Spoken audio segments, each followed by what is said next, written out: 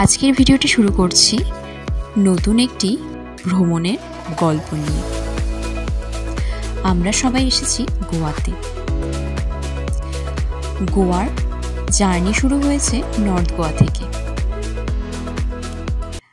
আমরা নর্থ গোয়ার কালাঙ্গুটে বিচের পাশেই একটি হোটেলে ছিলাম।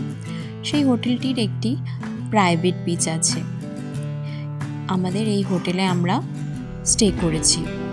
এই হোটেলে খুব সুন্দর সুন্দর রুমগুলো আছে, কটেজ সিস্টেমও আছে, আবার এমনি রুমও আছে। তো এটা হলো আমাদের রুম। আমরা জানুয়ারিতে গোয়াতে এসেছি, যেখানে নর্থ বেঙ্গলে প্রচণ্ড ঠান্ডায় সবাই কাঁপছে, সেখানেই গোয়াতে এত গরম দিনের বেলা যে ফ্যান এসি দুটোই লাগছে। এগুলো হচ্ছে সেই হোটেলটির কটেজগুলো, সবই সিঙ্গেল, নিচে একটা রুম, ওপরে একটা রুম, মাঝখানে সিঁড়ি। তো এভাবে সবই আলাদা আলাদা সুন্দরভাবে বেশ সাজানো। এস্টেলা ডি মার এই হোটেলটির নাম। এটি হচ্ছে কাঠের কটেজ। তো আমাদের গোয়া পৌঁছাতে প্রায় বিকেল হয়ে গিয়েছিল। তো এজন্য আমরা সবাই ফ্রেশ হয়ে আমাদের হোটেল পৌঁছাতে প্রায় 4টে সাড়ে 4টে বেজে যায়। এরপর সবাই আমরা ফ্রেশ হয়ে হোটেলের যে প্রাইভেট বিচ আছে সেই উদ্দেশ্যে রওনা দিলাম। এই বিচটি ভীষণভাবে পরিষ্কার, আর এই বিচের পাশ দিয়ে সুন্দর অনেকগুলো সারি সারি সারি সারি সাজানো আছে। রাত হতেই সন্ধ্যা নামতেই এগুলো বেশ আলো ঝলমলে, প্লাস সাথে লাউড মিউজিক বাজতে থাকে। এক অন্যরকম পরিবেশ এখানে। তো রাতে আমরা এখানেই ডিনার করি। বাচ্চারা বড়রা সবাই এখানে এনজয় করতে, বেশ রাত 2-3টে অবধি এখানে পার্টি চলতে থাকে।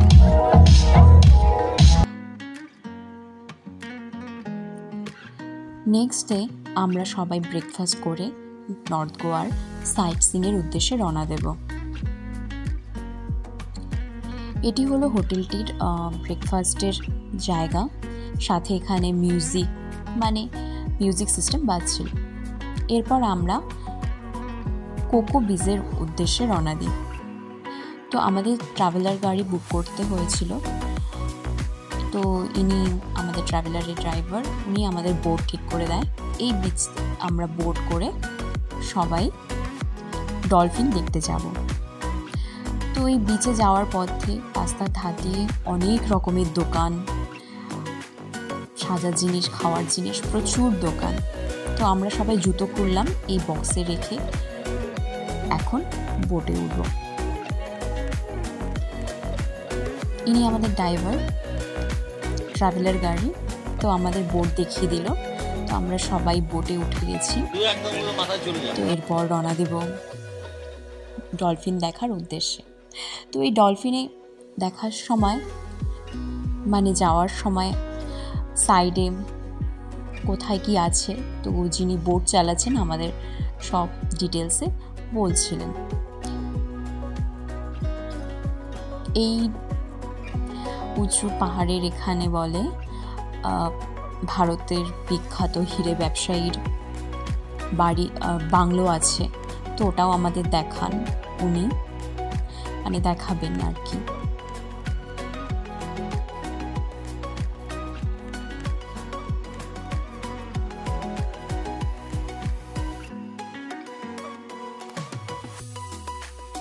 এটি হলো সেই হিরে ব্যবসায়ীর বাংলো, যার কথা আমাদের বোটের যে ড্রাইভার সে বলছিল।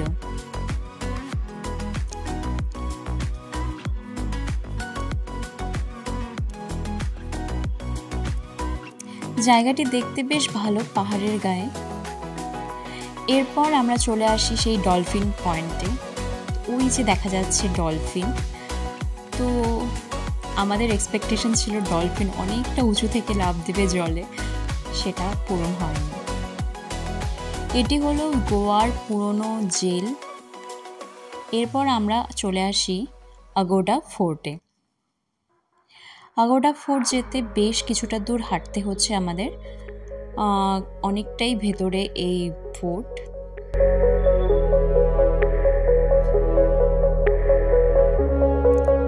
এই সময় ওয়েদার খুবই গরম, এখানে তো প্রচণ্ডই গরম লাগছিল।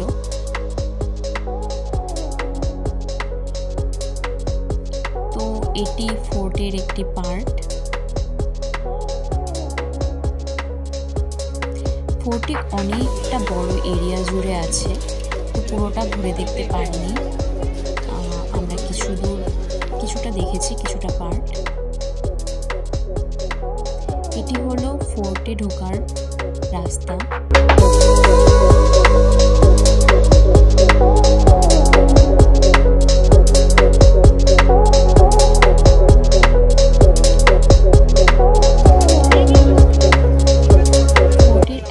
থেকে সমুদ্রটি দেখা যায়, যেটি দেখতে খুবই ভালো লাগছিল এবং একটু বেশ ভালো হাওয়া দিচ্ছিল ওই জায়গাটাতে।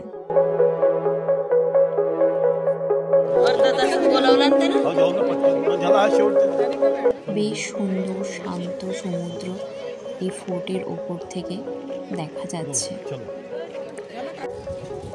এরপর আমরা চলে আসি আরেকটি বিচে। এটি বিচের নামার জায়গা নয়, আমরা ভুল করে এখানে এসেছিলাম। তো এখান থেকে অনেকটা ভেতরে আমাদের হাঁটতে হবে, মেন যে বিচ সেখানে পৌঁছতে অনেকটা হেঁটে আসতে হবে। এই বিচ থেকে সানসেট ভিউটা খুব সুন্দর দেখা যায়। এই গোয়ার নর্মাল বিচগুলো বেশ ভালো, পরিষ্কার। এরপর চলে যাই সানসেট ভিউ পয়েন্ট বলে এই বিচ থেকে, খুবই সুন্দর। তো এখানে যেতেও অনেকটা হাঁটতে হয়েছে আমাদের, এই রাস্তা দিয়ে ভীষণ ভালো। তবে এখানে আসার পর মনটা বেশ ভালো হয়ে যায়। বেশ ঠান্ডা হাওয়া দিচ্ছিল, শরীর হাতে রোদের তাপটাও কমে যায়, তখন বেশ একটু হালকা ঠান্ডা ঠান্ডা লাগছিল। এই সময়টা বেশ ভালো, আমরা সবাই বেশ ভালোভাবে এনজয় করতে পেরেছি। বীচটিতে বেশ পাথর, মাঝে মাঝে পাথর আছে, বাড়ি কম। Thank you. ভিডিওটি যদি ভালো লেগে থাকে তাহলে ভিডিওটি অবশ্যই লাইক করবেন সবাই।